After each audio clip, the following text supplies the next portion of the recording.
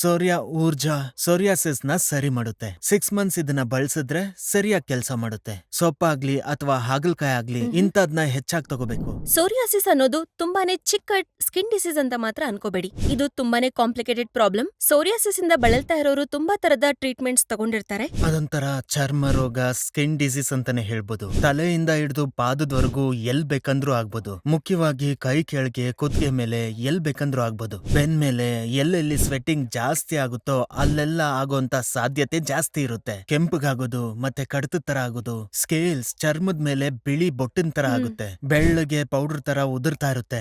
ಸೂರ್ಯ Urja psoriasis ನ ಸರಿ ಮಾಡುತ್ತೆ. ಬಿಳಿ ಮಚ್ಚೆ ಆಗಿರ್ಬೇಕು, ಇಚ್ಚಿಂಗ್, ಈ ರ್ಯಾಷಸ್ ತಲೆಲಾದ್ರೆ ಡ್ಯಾಂಡ್ರಫ್ ಅನ್ಕೊಂತಾರೆ.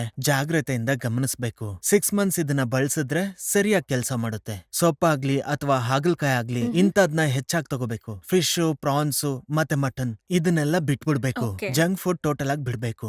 ಇದೆಲ್ಲ ಬಿಟ್ಟು ಬೇರೆ ಫುಡ್ ಗಳನ್ನ ತಿಂತಾ ಬಂದ್ರೆ ಖಂಡಿತವಾಗ್ಲೂ ನಮ್ಗೆ ಒಳ್ಳೆ ರಿಸಲ್ಟ್ಸ್ ಬರುತ್ತೆ. ಈ ಮಾತ್ರೆನ ತಗೊಂತಾ ಬಂದ್ರೆ ಕಂಪಲ್ಸರಿ ಕೆಲಸ ಮಾಡುತ್ತೆ. ಏನಂದ್ರೆ ಯಾರ್ ಬೇಕಂದ್ರು ಭಯ ಇಲ್ದೆ, ಅಭ್ಯಂತರ ಇಲ್ದೆ ತಗೋಬಹುದು.